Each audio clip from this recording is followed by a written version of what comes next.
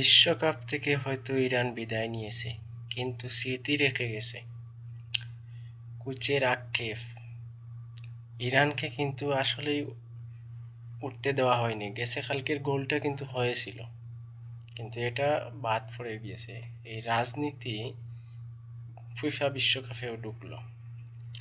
ইরানকে দুশ্মনী করে, শত্রুতা করে ইরানকে হারিয়ে দেওয়া হয়েছে।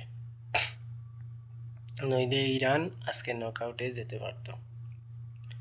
তো ইরান কিন্তু তারপরেও মাথা উঁচু করে দেশে ফিরবে এবং পুরো বিশ্ব ইরানকে দেখে রাখবে, মনে রাখবে।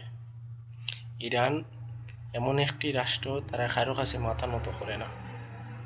তো আগামী দিনের জন্য ইরানের প্রতি দোয়া ও সমর্থন থাকবে ইনশাআল্লাহ।